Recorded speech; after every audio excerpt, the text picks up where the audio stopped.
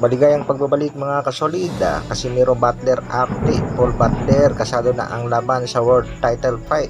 Cuadro Alas, tinabla na nga ba ng Japanese promoter? Totoo ba itong kumakalat na balita? Yan ang ating pag-uusapan.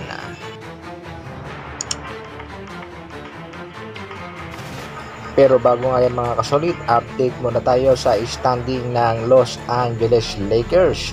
Sa kasalukuyan ay pumalo na sa number 8 itong Los Angeles Lakers matapos nga nitong talunin na itong Cavaliers sa kanilang naging laban kanina lamang. Umiskor nga itong LA ng 160 na samantalang itong Cavaliers 97. Coach ng Boston na Celtic gusto ngang ilaglag ang koponan ng Los Angeles Lakers. Isa ang patunay dyan mga kasolid ay ang laban itong Boston Celtics kontra nga dito sa Kings.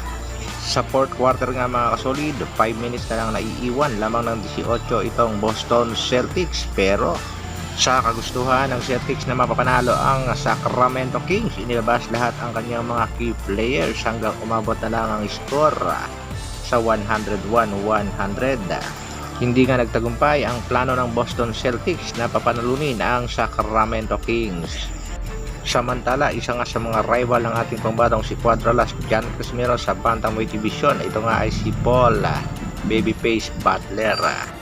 Sa katunayan ay 2 beses na schedule ang kanilang bakbakan, pero hindi nga ito natuloy-tuloy dahil sa dami ng mga kumukontra, at dahil nga dito nabaklasan ng titulo ang ating pangbatong si Angas ng Pinas at si Butler ang lumaban dito sa Japanese Monster. Bagamat nabigo itong si Paul Butler sa kanya naging laban kontra nga dito kay Naoya Inoue, pero sa kanyang huling 3 laban ay nakapagtala naman itong si Paul Butler ng 2 panalo via technical knockout at knockout. At sa kasalukuyan nga ay muling sasabak itong si Butler kontra dito kay Norberto Jimenez para sa isang IBO World Title Fight. Banat pa nga nitong si Paul Butler kaya daw hindi na tuloy-tuloy ang kanilang laban kontra nga sa ating pangbatong si Angas ng Pinas ay literal na natakot daw siyang harapin ng ating pangbatong si Cuadro-Alas General Casimiro. At heto nga pala mga kasolid ang naging laban nitong si Butler kontra dito kay Japanese Monster na Naoya Inoue. Kitang-kita naman natin mga kasolid na wala nang ginawa dito si Butler kung hindi tumakbo na lang ng tumakbo at dumepensa ng dumepensa. Pero pagdating ng round number 11 ng kanilang bakbakan ng Japanese Monster, dito na nga nahuli ni Inoue itong si Babyface Butler. Bagsak nga itong si Butler at gusto pa sanang tumayo pero wala na talaga mga kasolid. Kaya abangan din natin mga kasolid ang laban itong si Paul Butler kung talaga bang nag-improve na itong si Babyface kontra nga dito kay Norberto Jimenez para sa IBO Bantamweight World Title Battle in the Fourth. Sa kasalukuyan si Butler ay may katadang 36 wins, 70 knockouts, may 3 talo, samantalang itong si Jimenez 33 wins, mayroong 10 talo. Ayon nga sa ilang mga boxing fans, sana nga daw ay makalaban ang ating pangbatong si Alas, itong si Paul Butler.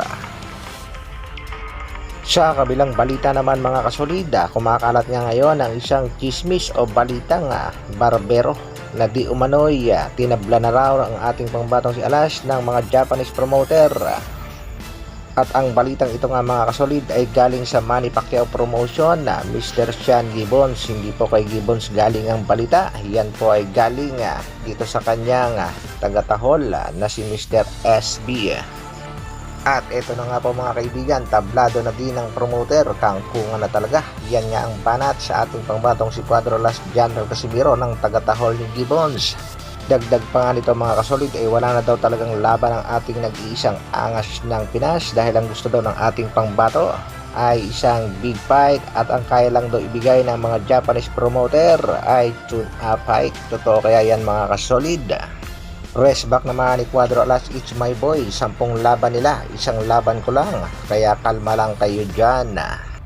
Patama pa nga nito sa alaga ni Gibbons, ouch really hurts. At binanatan din ito ang MP promotion, kalma lang kayo, alam nyo naman ang hatian doon. At banat pa nga ni Coach Jason, hintay-hintay lang daw tayo sa laban ng ating pangbatong si Cuadro-Alas General Casimiro. Sa mga boxing fans at Cuadro-Alas supporters, huwag nga lang daw agad maniniwala sa mga sinasabi ng tagatahol ni Mr. Siana Sinisigurado naman ng Team Casimiro na walang problema sa pagitan ng Team Casimiro at ng promoter Treasure Boxing Promotion. Hanggang dito na lang muna mga kasolid. Maraming salamat sa patuloy na pagsuporta at panonood. Isang like naman dyan. Mabuhay Dr. Alvin Vlogs. Brrrr.